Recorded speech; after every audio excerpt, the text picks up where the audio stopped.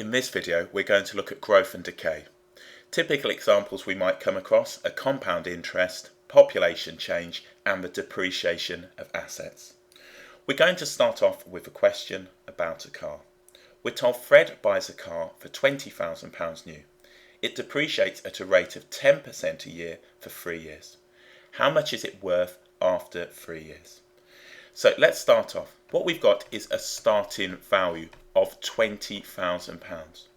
The most common error for this type of question is when students find 10% of this and take it off 3 times. So this is what it's worth to begin with. So if we think now 10% of this, and just jotting it down, 10% is going to be equal to £2,000. So what often happens is students say, well, at the start it's worth 20,000. So if I take £2,000 off, after 1 year it will be worth 18,000. So that's what they say it'd be worth after 1 year.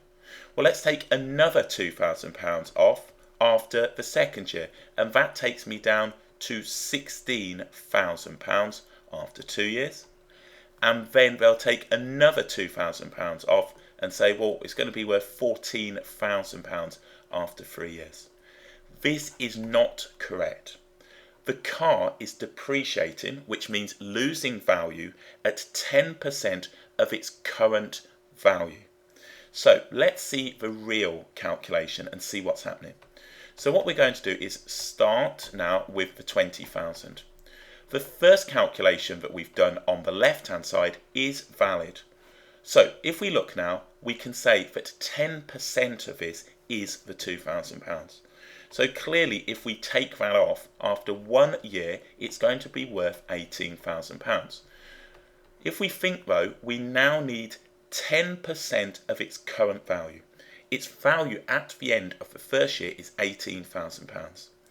10% of this is £1,800, so I need to subtract that off, which gives me £16,200, and that is the value after 2 years. We now need to find 10% of this because it's depreciating at 10% of its current value. So 10% of 16,200 is 1,620, so we would go ahead and take that off. That's going to leave me £14,580, and that is what it's going to be worth after 3 years. It's not going down by 10% of the original each time, it's 10% of its current worth. If we drew a graph of this now, let's have a look at this one right here. What we'd have is something like this. So this is the value and this is the time. We would start at £20,000 and it would come down to 0. So let's go ahead and put that on, and we can put this in. I think it's important to stress at this stage that this is just a family car.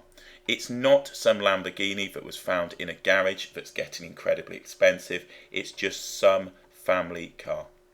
So this, after 10 years, apparently is going to be worth nothing, as we're simply going to be taking the 2,000 off each year. So this now is time in years. In reality, what we have is a curve. This curve is only valid for certain values, as we'll see shortly. Okay, so what we're going to have is something that looks like so. So our curve, we're going to start, and I'll do it in this one, we're going to start now at the £20,000 as we would expect, but it'll come down like so, and as time gets on and gets very big, this will tend to 0. So it will get very close to 0. And as you can probably see, this is not going to be valid. So for example, after 10,000 years, it's not going to be worth a quarter of a penny or something stupid. So this is going to be time in years, so 10 years, and this is going to be the value in pounds. So this is what we have. We have 20,000 just here, and it will follow this particular model. So what was going on here? Well, we were losing 10% each year. What I'm going to do is build up a table of multipliers. Hopefully then we can apply it to this and see just how to work out these calculations. I'm going to offer this in 2 different ways. The first way is a table of multipliers, and the second way is to look at a percentage increase or decrease. This is entirely up to you. I like my table of values but I will let you choose. So what we're going to do is look at some multipliers. So what I'm going to do is start with 1. If we multiply any number by 1 or 1.00, this is going to remain the same price or the same value. It's going to just remain stagnant. If I multiply something by 1.01, if we think about 1.01, 1.01 is going to give us now 101 over 100 as a fraction, or 101%. If I multiply anything by 1.01, it's going to increase the value of that number by 1%, or we could say that it's going to be 101% of the original. So this is the increase or decrease, and we'll look at this. So increase or decrease, and this now is of the original, so as a percentage of original. So of original. If we think now, and the next one is going to be, we'll put on 1.02%. We'll think about this reasonably. This is going to be a 2% increase. If we think now, it's going to be 102% of the original.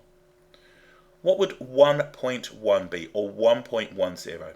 I like to include the 0 because it's quite clear that that gives us 10. You don't need to, but it might help you distinguish between 1.01, which is a 1% increase, and 1.10, which is a 10% increase. So this gives us a 10% increase, or we can say 110% of the original. VAT is sometimes, and I'll put this just here, VAT is sometimes charged at 17.5%. So 17.5%. So if we wanted that as a multiplier, we could write that as 1.175. So this now is a 17.5% increase, or 117.5% of the original. Next one, 1.2, well that's just 20%. Again, students confuse these. 1.02. Often if it's a 2% increase, they put 1.2, and that's why I encourage 1.20. So we got now 20% increase, or we can say 120% of the original. 1.5 or 1.50, we've increased by 50%. If we look now at, we'll go for 2 or 2.0, this is going to be now an increase. We've doubled this up, and we can see from there. So it's a 100% increase. Okay, let's work back the other way. If I had now 0.99, this would decrease it by 1%. Just think about this. This is now 0.99, which is going to be the same as 99 over 100 as a fraction, which is 99%. So if I was losing value, now it was losing 1% a year, I could multiply it by 0.99. So this is 99% of the original. If I think about the next one, 0.98, this is decreasing now by 2%, or we could say it's 98% of the original. 0.90, this is going to be now a 10% reduction, and this is going to be interesting when we look at Fred's car, or we can say 90% of the original. If we have 0.50, this now is a 50% decrease, or half of the original. As you can see, both of these stack up to 100. 0.25, well this now is a decrease of 75%, or we could say it's 25% of the original. So these are our table of multipliers. Alternatively, what you can do is 1, to find your multiplier, plus or minus now the percentage. We're going to look at 2 different approaches. So for example, now if we looked at this one, let's do something slightly more challenging. Let's look at an 8.5% decrease. So an 8.5% decrease. I would multiply this. Now my multiplier would be 0. And then we're going to have 9, and if we think about this, this is 915. So I know that 0.91 is going to give me now a 9% decrease. I know that 0.92 is going to give me an 8% decrease. So if we look in the middle, this is going to be now the 8.5% decrease. So what if you weren't happy with that? Well, let's go ahead and look at this right here. In the calculator, what we could do is put 1, and this is a decrease, so it would be minus, and I'm going to write this as 8.5%, 8.5 out of 100. And that's going to give me now the value of 0.195. Let's say we were increasing something by 13.5%. So if we were increasing something by 13.5%, I would say go ahead and multiply it by 1.135. That is the multiplier. If you are not happy, what you could say to yourself is I'm increasing this, so it's going to be 1 plus the percentage, which is 13.5 out of 100, and that will give me my multiplier. So that's going to give me the 1.135.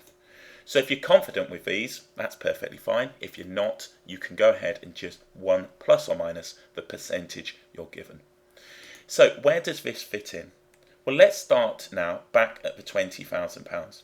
So if we think about the value of Fred's car, what we've got is the value started off, and we started off at £20,000. This has a 10% depreciation.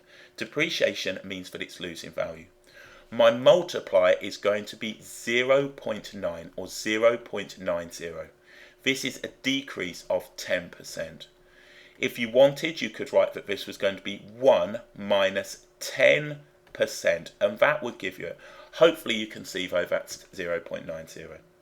So let's go ahead. So after now 1 year, we're going to multiply this by 0.9. We'll then take this value and multiply it by 0.9 again after 2 years, and multiply it by 0.9 again after 3 years.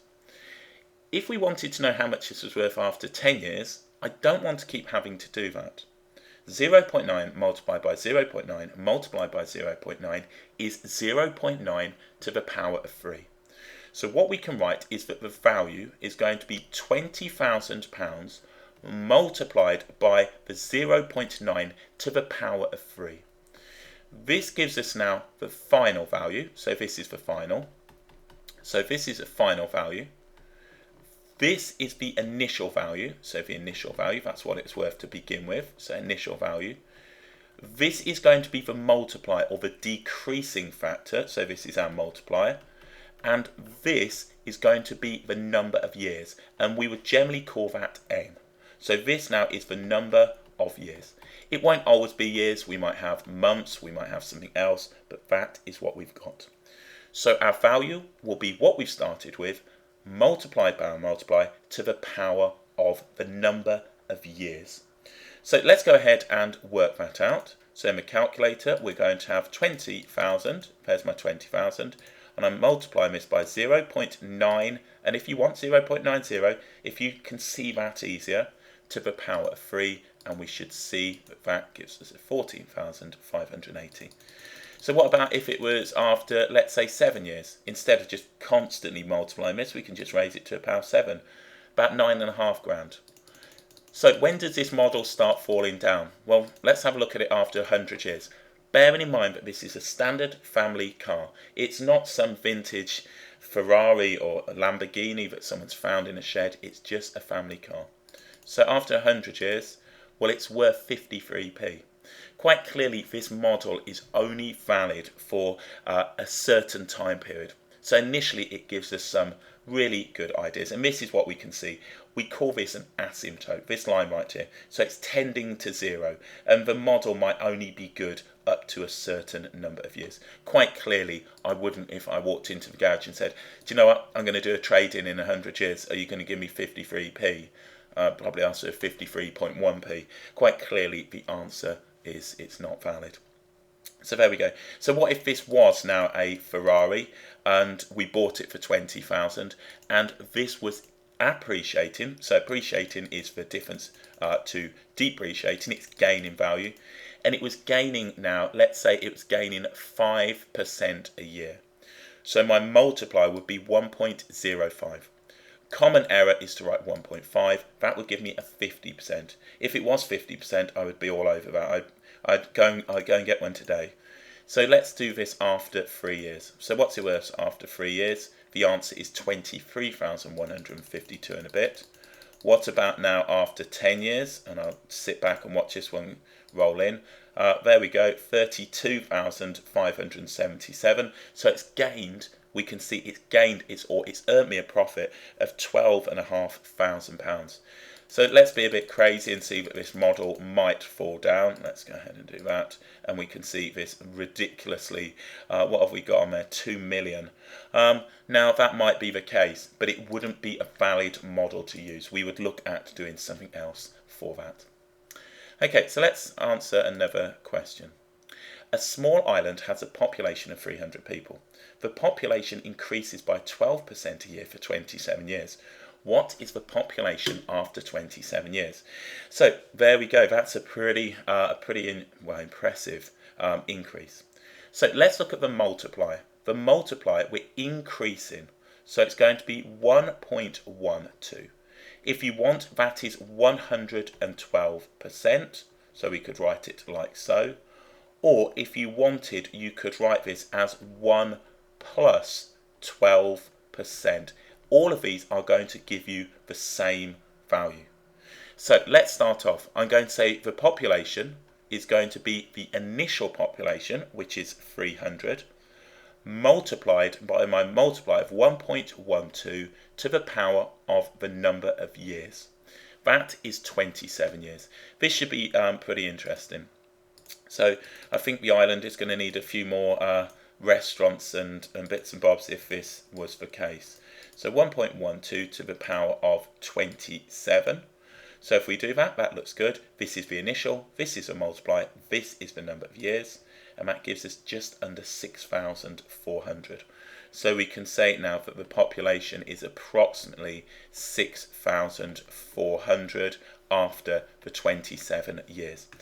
Just be careful with that. If you're giving your answer, don't say that it's 6397.46. You're not going to get 0.46 of a person unless it's some crazy island where strange things go on. That, just be sensible when you're rounding your answer.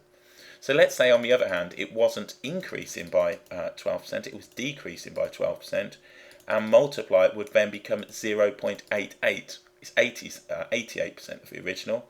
Or that one, you could do 1 minus the 12%, and that would give you your multiplier. So if we look at this, this is going to be quite interesting as well. So we're going to have, after 27 years, 9.5 people, which makes the island pretty small. So it's gone from 300 to 9.5. I would probably round that up to 10. Again, you could get into the argument of what is this half of a person, but that would give us what we wanted. Okay, let's look at another one. Fred and Frida are each given £400 by their parents. Fred invests £400 in a savings account offering 4% compound interest for 5 years. Frida invests £400 in a savings account paying 4% simple interest for 5 years. Find the difference in the value of their savings after the 5 years. I think this should be in a savings account. Never mind, a bit of a spelling error, it's no problem. Okay, let's now look at the difference. We've got here compound and simple interest. This is something that often causes a bit of, not a massive understanding of this. If we have simple interest, this is only paid on the original investment. With compound interest, the interest now is paid on the original investment and now the previous interest that's been earned. So interest is being earned on interest. Let's have a look at this now. What we're going to do is start off with Frida. So if we start off with Frida and her simple interest, what we're going to have is the following, and we can work out how much she is going to get in interest. The way we do this is take the 400 which she invested, we multiply it now by the interest rate. This is 0.04, 4%. If you like, it's going to be 1 plus 4%. Don't write here that it's 0.4. If it was 0.4, that would be 40%, and most people would be all over it like you wouldn't know. So this is what we're going to do, and that is going to then be multiplied by the number of years. So we take the investment, we multiply it by the interest given, and then we multiply this by the number of years. So if we go ahead, this will work out the interest that she's paid. All I'm then going to do is add it to what she put in. So we'll have now 400 multiplied by 0.04 multiplied by 5. And that's going to give me 80. So we can say now that Frida will have the 400 plus the 80, so she'll have £480 after the 5 years. If we look at Fred, Fred is going to have compound interest on his savings. He is going to have his £400, and multiply is 1.04, and we're raising this to the power of 5. This will give us a higher value. So if we go ahead and do that, he puts his £400 in, he multiplies that by 1.04, and he raises that now to the power of 5. So if we go ahead and do that, that gives me 486.66 to the nearest penny. So we got 486, and then we got 66. So we can say that this is going to be 486.66.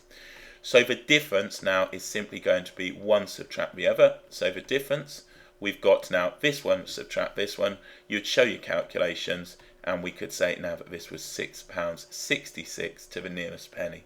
So that's the difference.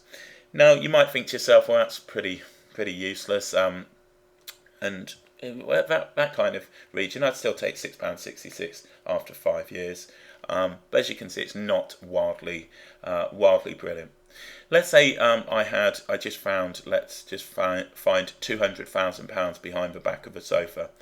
Let's say I was given an 8.5%, and we'll do both simple and compound, and then I invested this for 10 years. So let's have a look at this. This is going to yield something a bit more interesting. So let's say I've just found this 200 grand behind the back of the sofa, and I think, do you know what? I'm going to invest it in a savings account. One is simple, one is compound. So if it was for simple, what we'd have is the 200.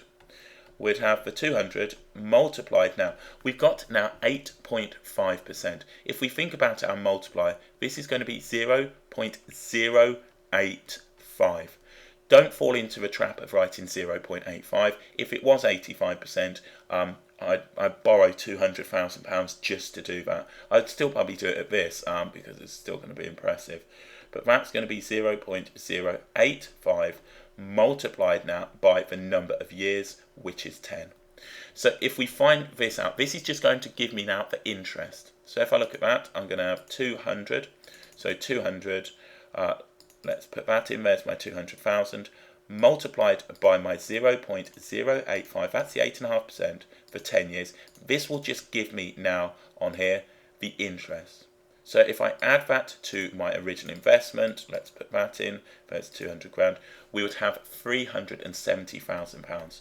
So still pretty good, 370,000 after 10 years, I would take that. If we look at it with the compound though, this was just simple. If we look at it with compound, where this is paying interest on interest, we would take the £200,000, and we could say now, and if you want, you could write the investment, I is equal to, now the original.